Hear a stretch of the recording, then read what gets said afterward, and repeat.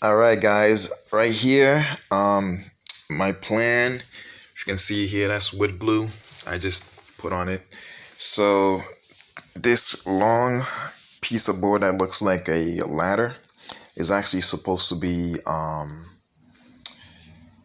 for flash dryer setup that I have. I'm gonna put right here, the wheels are gonna go over there.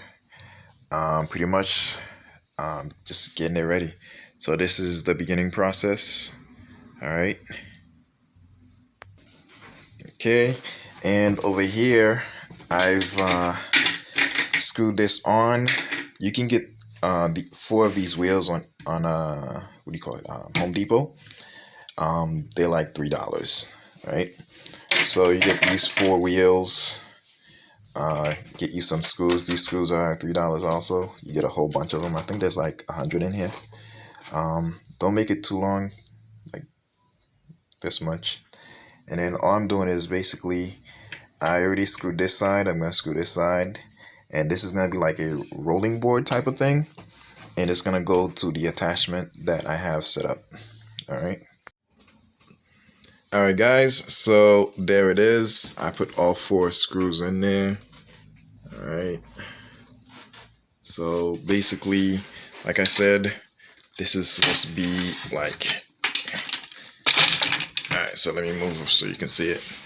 All right. So what this is basically the base, and I'm gonna put the 2x4s, the two 2x4s on top of it, and then you're gonna have on top of the 2x4s another board that's on top, and that's where did I put it? I can't find it right now, but hold on one second. All right, cool. So basically, if this was the board that was on top of the 2x4, this would be on the side like that. And the reason why I'm going to have it on the side like that is because I'm going to be using it for my, I need to get rid of this. All right, cool. It's just, all right. So the image you saw is this company that I was doing shirts for. Kind of took me a while because I had to get the DTF printer. All right. But in case they do call and want more stuff, I just want to be prepped and ready for them. Okay. All right. Sorry, that was the printer. Okay, cool. So basically, this is going to be going on top. It's going to hover, and the whole purpose of it is because this all it is a giant. You might call it a. Hold on. There it is. Yeah, it's a heat press machine. The Cricut heat press. But the reason why I want it is because if I can put it back, right?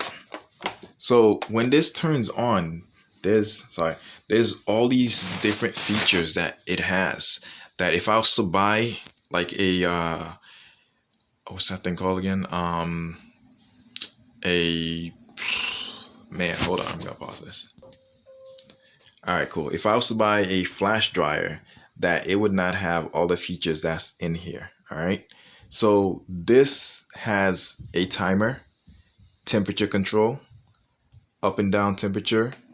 And then when you start it, you can press this button and then the timer starts, right? It's got, if it's not in use, it's got this memory saving thing where it saves the memory, but it shuts off. It goes on hover mode, and the minute you touch it, everything goes back to normal. So it sleeps and it saves energy, right? So if I was to get a heat press, I mean a flash dryer like this, it would cost me probably in the six to probably $1,000. All right, so I'm just DIY it basically. DIY, do it yourself. So that's why I'm creating my own flash dryer. All right. All right, guys. So as you can see, I need to get better lighting. Anyways, hopefully you can see me. Alright, cool. So, hold on a second.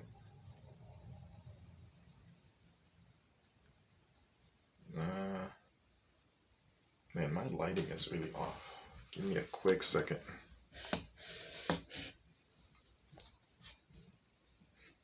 There we go.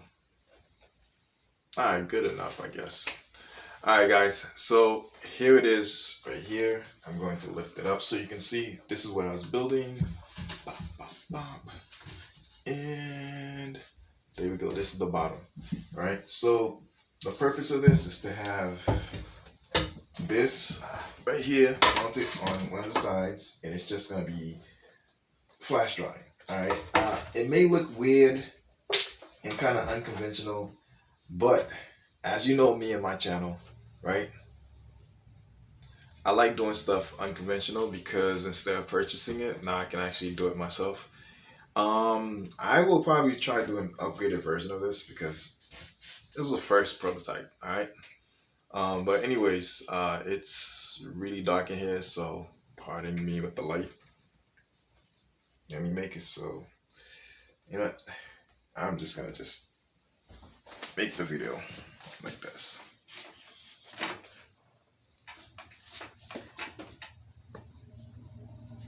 All right. So next step is all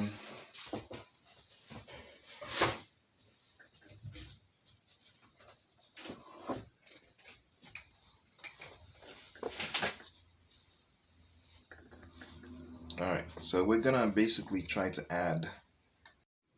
All right, guys, so here we have, all right, hold on, try to get ready. All right, see, here we have the finishing pieces right here. So this is the one that was laying down on the floor, and hold on, this is the board with the wheels that I had, and what it's supposed to happen is it's supposed to go on top like this. Bam. And there you go. And now we have an instant flash dryer setup. So top, bottom,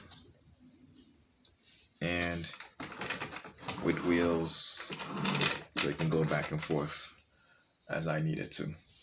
All right. So hold on. All right, guys. So I just turned this right here, the wannabe flash dryer, upside down. If you take a look at it, it's upside down. And all I'm doing right now, I have the top, and then this is supposed to be the bottom.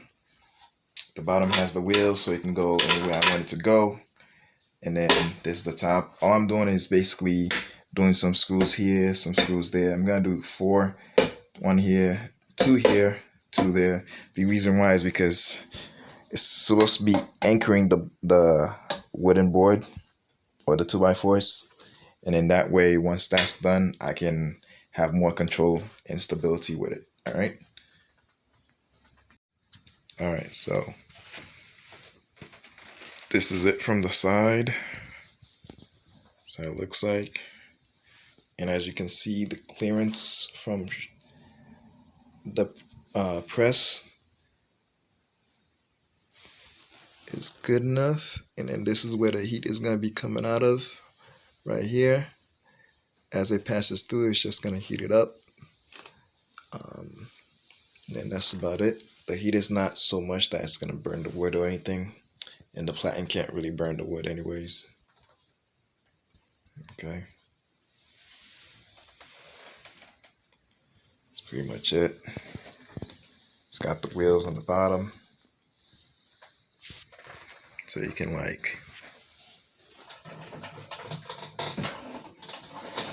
literally put it underneath. You can heat up any section you want. Obviously, I think the section is probably, I'd say like a 10 by 10 area. So you just gotta move it around so you can get the proper heating for every section. But most artwork is not It's not that big, especially with a small screen like this. I'm not gonna be doing anything humongous. So yeah, there it is. Give you an update. But this is what I created to help me out. You may say, why don't you just get a flash dryer? I was using that right there, and it worked out, but it was taking time. This, like I said, it knows when it's not being used to slow down the heat. It's energy efficient. It has memory. Like, there's just so many things with this, like Cricut press, that I just can't leave it just sitting there, because I was gonna use it for like when I go back when I thought the corona thing like wasn't happening. I was gonna use this Cricut press in my car. I bought a DC converter, and it changed the DC in the battery to like actual ampage or wattage, and I was able to just plug this on. I think you probably saw it on my previous, my earlier video, heat pressing in your car, right? And ever since then, it's just been laying there because I haven't been able to go out with it. And I actually have a heat press, a large one, so it didn't make sense to like use this one. So it's just been sitting there. So I had to repurpose it, and I said, you know what? I need to buy a flash dryer. So when I'm screen printing, and I said, why buy a flash dryer when I have this? Like, when I have the Cricut press, why just create my own flash dryer? So that's basically what I did. Now you may be wondering, why is there so much space? The reason why is because it's still a press. If there's like little baby clothes and stuff like that I need to press, I do have the Cricut mat that I can put on top of this, and I can still press things. I could probably press a shoe, whatever, right? This is easily adaptable. Like, I could just get like a regular 2x4, put it here, throw the shoe in there, or a 2x2, throw the shoes in there, and press it with the press, you know? So it's just so many convenience like of things that I can do with it. Sorry for the language.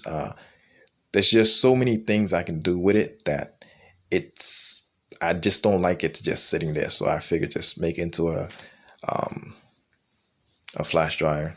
And then when I'm not using it as a flash dryer, if I need to do like little things like cards, because I will be using my Ghost White toner, right, to create cards and designs and stuff like that. And when I can't print it, push the paper through there to actually print it, I might just print a transfer and then press it on with the Cricut Easy Press. Right there, boom. So I have so many uses for this. That's why I had to create that extra space to make it available for other purposes, right? But as you can see, it's underneath the shirt. There's a good clearance, so it'll be able to heat up the shirt but not overheat it. So the ink itself can get the right amount of heat. And there's enough clearance that I can use a heat gun to actually see how hot the shirt is, how hot the platen is. And since this is Cricut, they make sure every surface is even. So there it is. All right. So right now that's how it's looking, and I'll give you an update. All right, guys, I completed it. So over here, you have the Cricut Easy Press again. So it's got many features in there in that little screen when it comes on. Here's the rest of it. Is like an overview of it. And this is basically it. So it goes on the shirt. Now, there are bigger Cricut press I think this is the 9 by 11 or something like that. There are ones that's like 12 by 12. I think I have the 6 by 7 and the 9 by 10 or 12. I mean 9 by 10, something like that.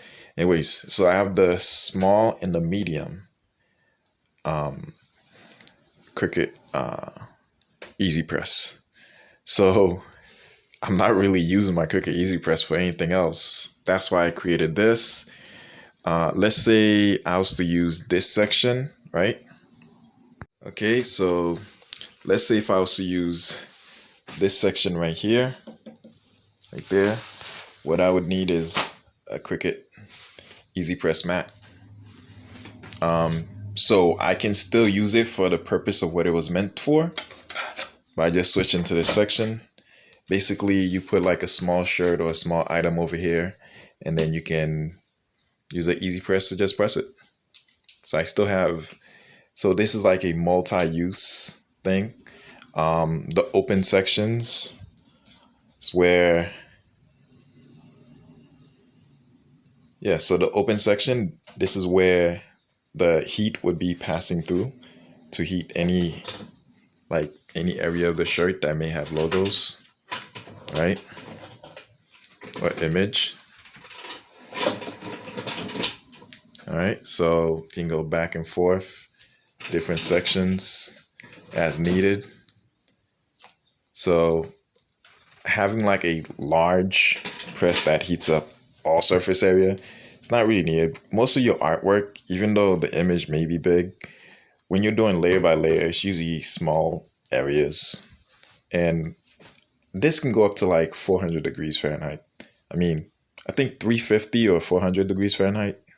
So I can heat up like sections in seconds. I don't need to worry about having a humongous area.